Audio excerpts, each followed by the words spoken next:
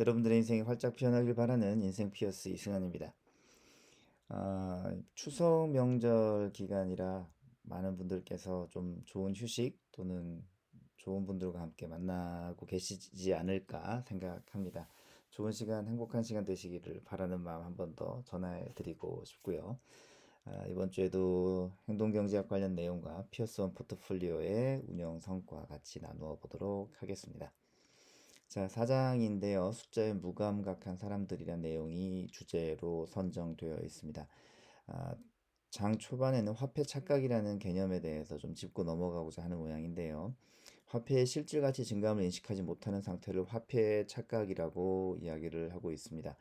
자, 여기 케이스 1, 2, 3 3개가 있고 이 세 사람은 1년 간격으로 20만 불 가격의 집을 구입했다가 1년 뒤에 팔았다는 내용입니다.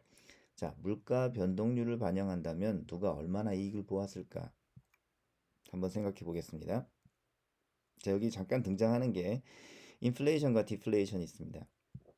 인플레이션은 돈이 많아져서 물건 돈이 숫자로는 높아지지만 실제로 물건 가격이 더 높아지는 거죠. 돈값은 떨어지는 거고. 디플레이션은 그 반대입니다.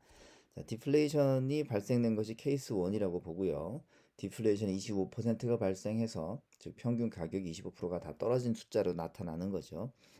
20만 불에 샀던 집을 15만 4천 불에 판매했다고 합니다. 구입가 대비 20만 불 대비 23% 마이너스 상태로 판매를 한 상황입니다. 자, 인플레이션이 발생됐습니다. 인플레이션이 25%가 발생됐기 때문에 모든 집값들, 모든 물건값들이 25%가 상승된 상황이고 이때 이 사람은 24만 6천 불이라는 가치로 집을 팔았죠. 구입가 대비 23% 높은 수치가 24만 6천 불입니다. 케이스 3 여기서는 물가 변동이 거의 없었다고 치고요. 그냥 평균 물가 상승률 2%만 적용이 되어서 판매 가격은 19만 6천 불에 판매가 되었습니다. 즉 구입가 대비 2% 마이너스 상태로 판 셈인데요. 자, 이 중에서 누가 정말 이익을 보고 또 누가 손해를 보았을까라고 좀 생각을 해본다면 대부분의 분들이 이쪽 24만 6천 불이 돈 번 거 아니냐라고 생각할 수 있는데 실제로는 물가 상승률이 25% 올라갔으니까 여기서도 판매가가 그것이 반영된 25만 불에 팔았어야 되는데 실제로는 자산 가치는 2% 마이너스 상태가 되는 거죠. 여기에 있는 인플레이션 반영된 것도 똑같이 2%의 물가 상승률이 적용됐으니까 손해예요. 그럼 반대로 다 디플레이션이 생겨서 나는 20만 불에 산 집을 15만 4천 불에 팔았다라고 하지만 이 사람은 실제로 2% 수익을 본 상황입니다. 구입가 대비 23% 마이너스 상태밖에 안 된 거죠. 그러니까 여기 이 차이 25%와 23%의 차이인 2%의 이익을 보았다라는 얘기입니다. 우리가 인플레이션에 대해서 크게 또는 디플레이션에 대해서 크게 반응을 잘 하지 못하는데 남미 같은 곳에서는 이게 좀 많이 와 닿을 거예요. 볼리비아에서 연수익 1000%를 냈다. 우리식으로 치면 1억을 가지고 1년 뒤에 10억을 만들었다. 자, 이게 좋은 성과겠느냐 물어본다면 우리 개념으로 볼 때는 야, 1억을 1년에 10억을 만들었어? 그 대단한 거 아니야? 라고 생각을 하겠죠. 하지만 볼리비아 같은 경우에는 2019년에 물가 상승률이 2400%예요. 즉 1억을 맡겨놨으면 1억을 투자했으면 1년 뒤에 24억이 되어 있어야 되는데 1억이 10억이 되었다고 좋은 성과를 냈느냐? 그것은 아니라는 것이죠. 그래서 물가 상승률이 좀 작고 좀 안정적인 국가의 사람들이 이런 물가에 대해서 물가에 대한 그런 화폐 착각 이런 것들이 좀 복합적으로 혼재되어 있어서 계산을 잘하지 못하는데요. 이 돈의 착각이라는 부분에 보면은 명목 수익률과 실질 수익률 사이에서 좀 계산을 못하는 경우가 많다라는 거예요. 인플레이션을 설명하려고 하면 일단은 좀 머리 아파합니다. 그걸 왜 굳이 뭐 이걸 얘기를 해야 되느냐? 예를 들어서 뭐 테레비를 산다, 뭐 100만 원짜리 TV를 산다라고 했을 때 우리 한국 같은 경우는 물가 상승률이 뭐 2% 중반인데 그냥 3%라고 잡고 우리가 한 3년 정도의 시간이면은 이 TV를 한 10% 정도 더 싸게 살 수 있어야 정상이거든요. 그런데 사람들은 그런 인플레이션을 이런 사소한 소비에 적용시키지 않는 경우가 많습니다. 이런 것들이 마음의 회개라고 하는 것이죠. 한국이나 미국처럼 선진국이 된 곳들은 물가 상승률이 좀 낮아요. 그래서 2% 또는 4% 이런 정도밖에 되지 않기 때문에 여기에 대해서 굳이 신경 쓰고 살지 않으려고 하고 굳이 언급을 하면 머리 아파하는 경우가 많다라는 것이죠. 자, 돈의 착각을 하다 보면 몇 가지 우리가 간과하는 위험들이 있는데 예를 들어서 자녀 학자금이나 은퇴자금 계산을 적게 할 수 있습니다.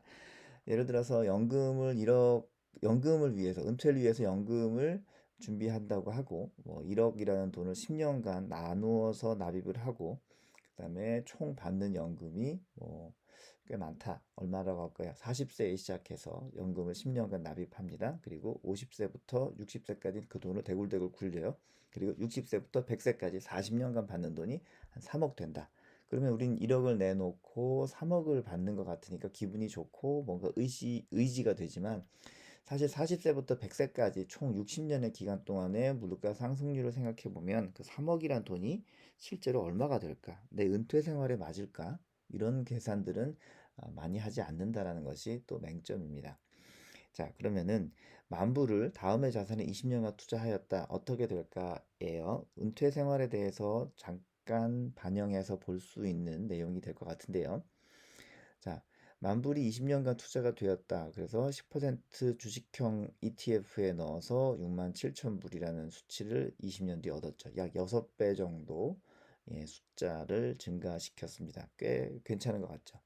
근데 나는 주식형이 싫고요. 난 안정적인 게 좋아요. 채권형으로 할 거고요. 8%가 좋습니다. 자, 이런 경우 이 6%도 꽤 큰 거죠. 그래서 20년 뒤에 3만 2천 불이니까 아유, 나는 안정적으로 3배를 볼 거야가 위험 있는 6배보다 좋아 보이기도 하는데 근데 4% 정도 인플레이션이 있었다고 하면은 내가 만 불을 투자했지만 실제로는 20년 뒤에 그 절반인 5천 불밖에 못 벌은 거죠. 이런 투자라면은 좀 주저되는 투자 아니겠는가 싶고요. 반면 주식형으로 갔을 때도 물가 상승률을 4%를 적용했다고 하지만 그래도 내 재산이 한 3배 정도 늘어난 상태가 된다는 것이죠. 그래서 우리가 주식형이냐 채권형이냐 이런 것들 할 때 안정성을 목표하다가 보면은 실제로 물가 상승률에 많이 밀려버리는 그런 문제가 되고요.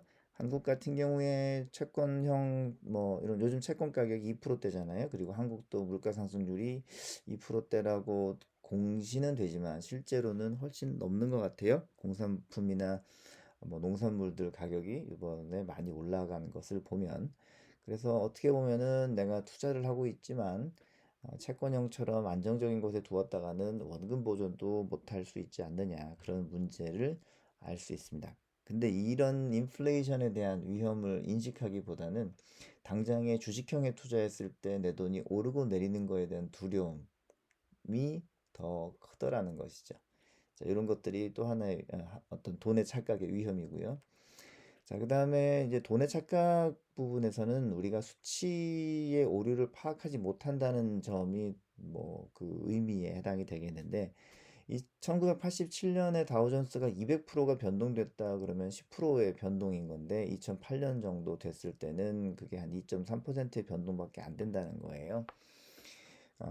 요즘도 뭐 하루에 S&P 500이나 다우존스 그리고 나스닥 같은 지수들이 하루에 1, 2%가 움직이는 놀라운 일들도 있기는 합니다만 우리가 좀 주의해서 보아야 될 것은 눈속임들을 좀 이겨내야 된다.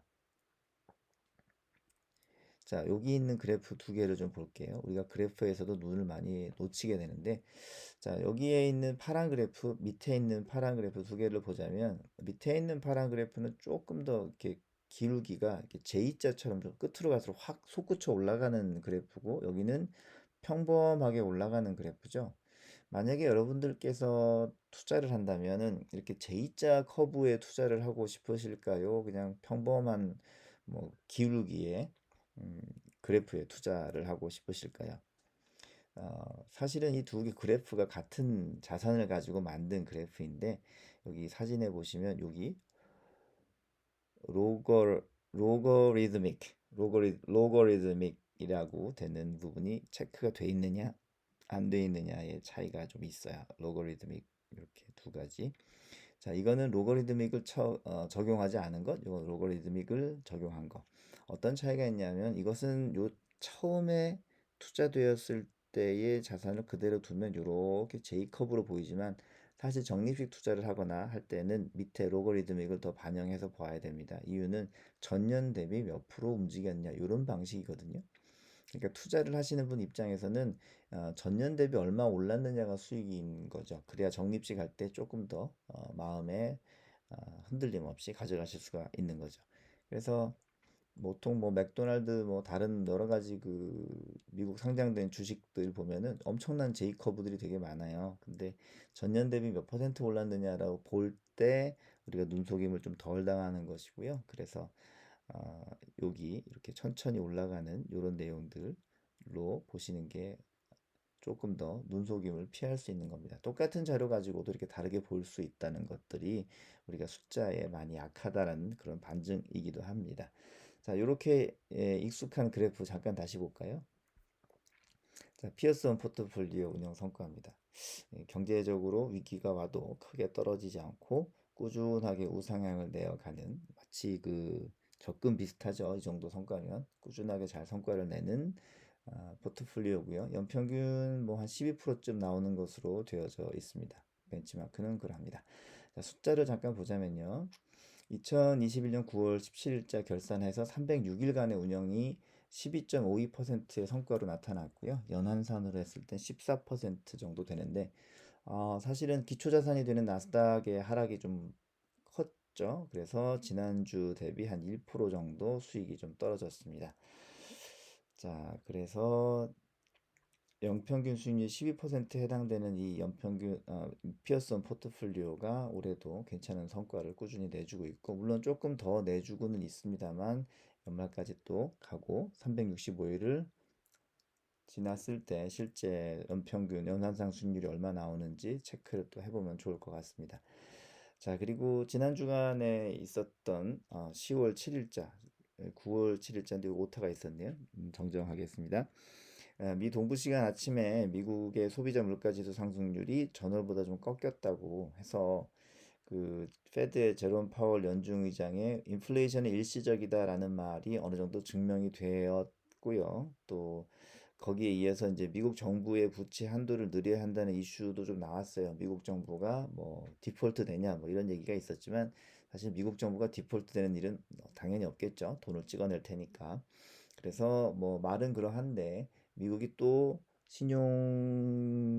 그러니까 정부의 부채 한도를 늘리면서 시장에 또 돈이 풀려 나올 수밖에 없겠구나. 그래서 유동성은 또 계속 이어지지 않겠나. 즉 연준이 하던 것들을 미국 정부가 이어받아서 쭉 해 나가지 않을까. 경제에는 나쁘지 않다라고 보는데도 불구하고 미국의 그 지수는 다우존스가 마이너스 0.07, S&P 500이 마이너스 0.57, 나스닥은 무려 마이너스 2.57%나 하락을 하는 통에 피어슨 포트폴리오에 약간의 타격이 있었습니다만 그래도 꾸준히 회복하고 복구해 올라갈 것이라고 생각합니다.